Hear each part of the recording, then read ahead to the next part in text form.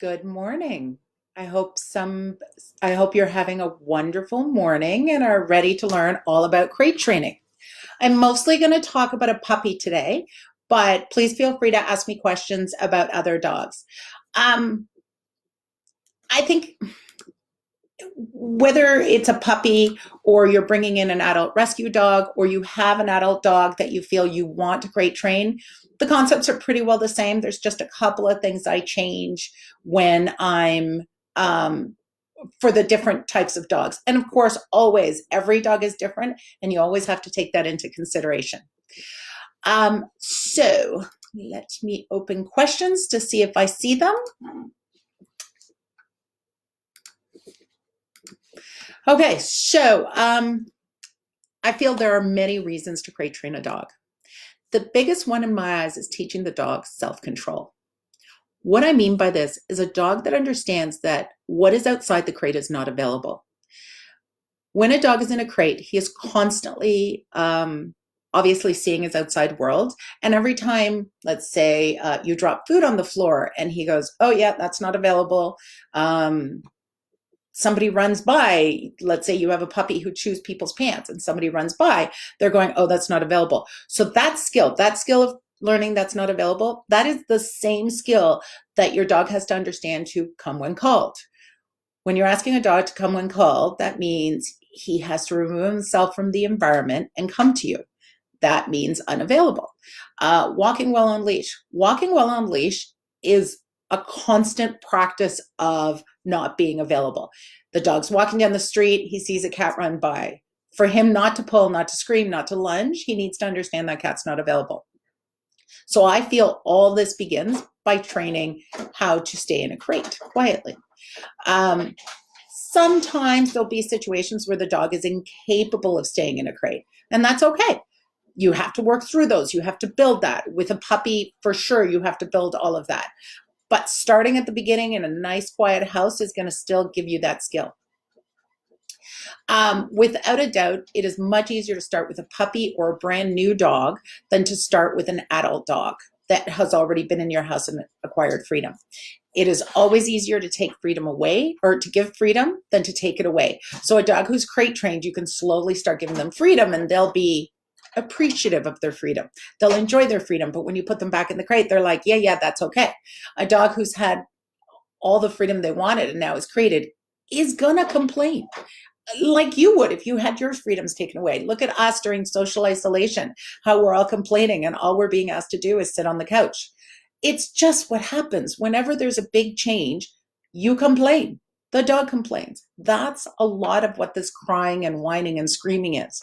The problem is what we do with that crying, whining, and screaming is going to create a dog who's crate trained or going to create a dog who's going to lose his mind every time you try to put him in a crate. Of course, you want to follow some good guidelines, right? You want to make sure they're getting lots of exercise and a lot of mental stimulation. I am not saying put them in a crate, walk away, and don't talk to your dog.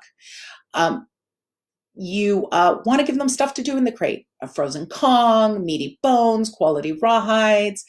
Even if right now they're not touching those things, that's okay. We're going to build to that.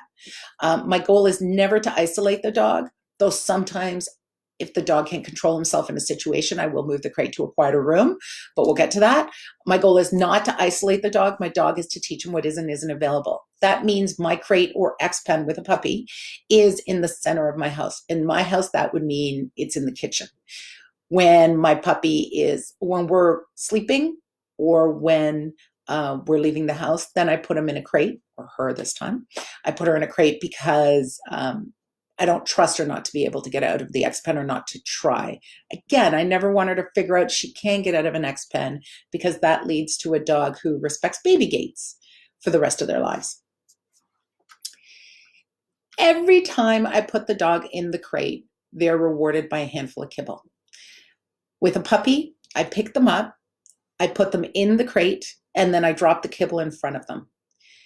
This creates a dog who drives into the crate and doesn't come around back to you. So if you're trying to feed them out of your hand, they're going to go in and come back out because you're rewarding them.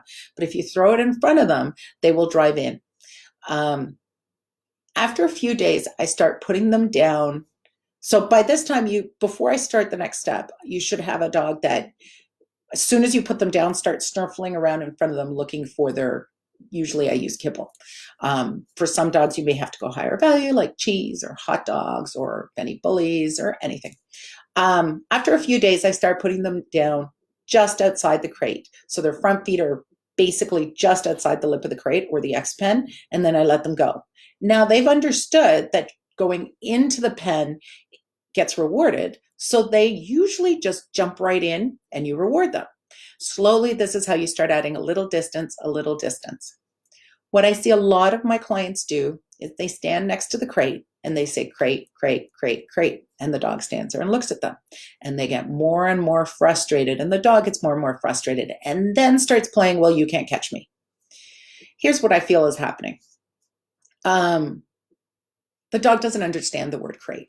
Whenever you're teaching a cue, you want to first create the behavior, driving into the crate, before you put the word.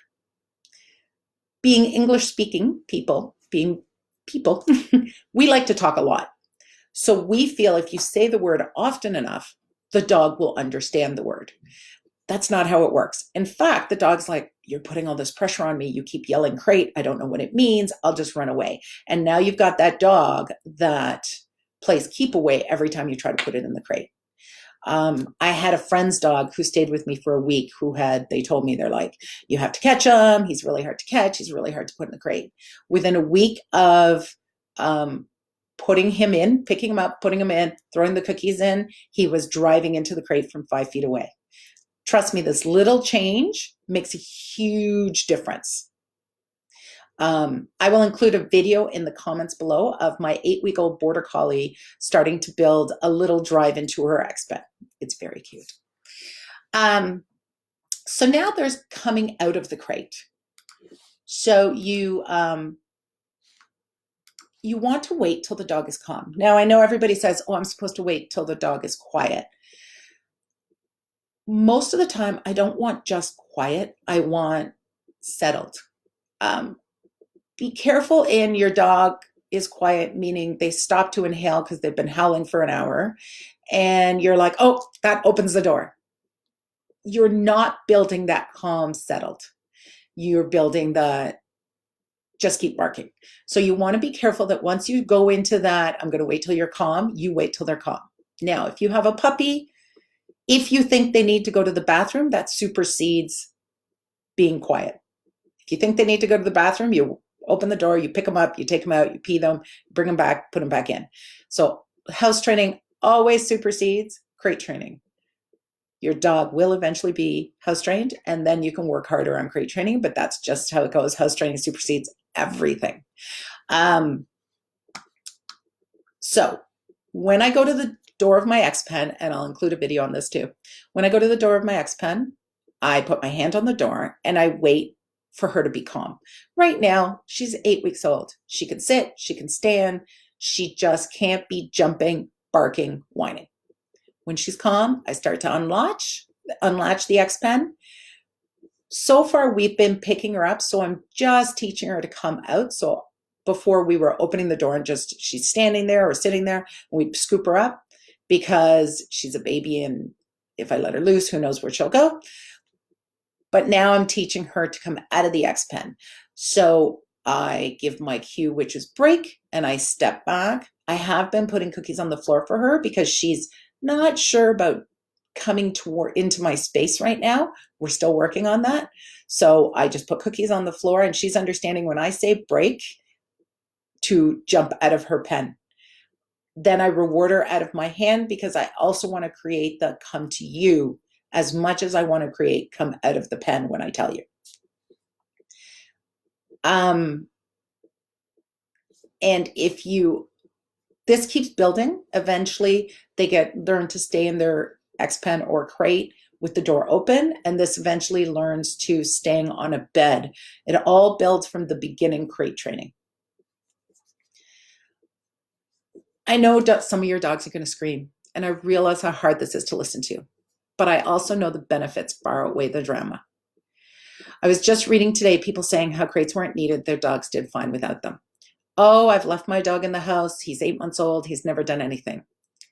Those dogs are rare and far between. Most puppies left alone in a house are going to scream, possibly, possibly not, but they're going to chew, they're going to go to the bathroom. House training with a crate is so much easier because you can control them, right? If they have freedom and they start to find corners to pee in, it's really hard to find your tiny puppy unless this is all you're going to do for the next few weeks is watch your dog. And the minute they look like they're about to go to the bathroom, you scoop them up and take them out. That's great. If you want to do that, then you don't need a crate. But if you want to sit down and watch TV, read a book, play on your computer, sleep, then it's much easier with a crate because they quickly understand not to go to the bathroom in the crate. If your dog is going to a bathroom in the crate, you might use a smaller crate. So you might put a box at the back of the crate so that reduces the area. Some dogs will pee in one corner and sleep in the other. You really want them to not have that ability. So you want the crate small enough that if they go to the bathroom, unfortunately, they're pretty well lying in it. What we're hoping for is they don't like that, and then they stop doing that, and that'll teach them to start to hold it. The other thing is take the bedding out of the crate. It is really easy for a puppy to go to the bathroom in bedding and sleep in the other corner because it absorbs it. If you take away the bedding, there's a puddle, and they don't like that, which I don't blame them.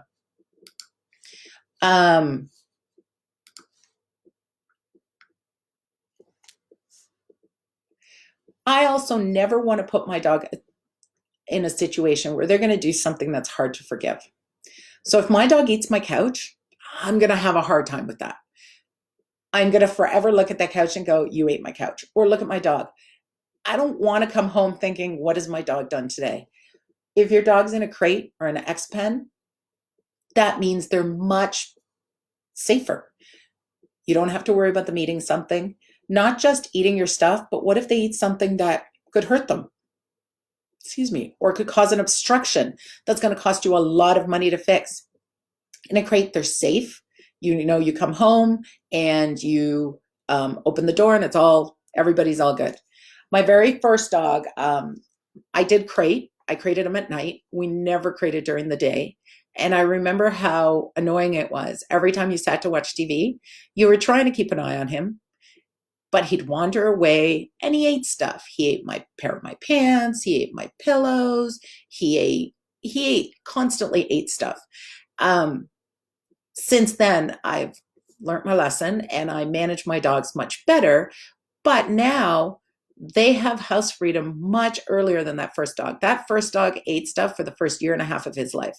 So he was always doing stuff. He couldn't be trusted.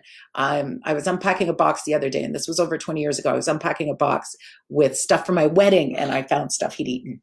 And now that's cute and sweet because he's old and gone. But at the time, it was very frustrating. Now I've had puppies that have house freedom at 6 months old because being in an X pen, they start to understand what's acceptable. That means when they feel like chewing, they go and they find a rawhide or they find a Kong. So at 6 months, when they hit 7 months, when they start to hit their second teething and they feel like chewing, they don't even look at your furniture. They just go and pick up something they're supposed to chew on because that is what has always worked for them. That is what's given them reinforcement. So to me, the habits they're creating in the X pen give them freedom. They don't chew my furniture. I don't lose stuff where, like I said, with my first dog, he ate a bunch of stuff. To me, that makes life so much easier. So if you have any questions about crate training, let me know. Trying to see if there's any questions. Nope, that won't work. Let me make sure there's no questions before I sign off. And I wish you guys a very good Friday and hope you have something fun planned for your weekend at home. And Okay, I have no questions. Okay, guys, so if you have any questions, please leave them in the comments. I would love to answer them. Also, I will put a link to my puppy blog, Raising a Puppy in a Pandemic, where I'll put a bunch of training information that as I'm training my brand new Border Collie puppy, Wicca. Have a wonderful Friday, and we will see you next week at 10 a.m. Thank you.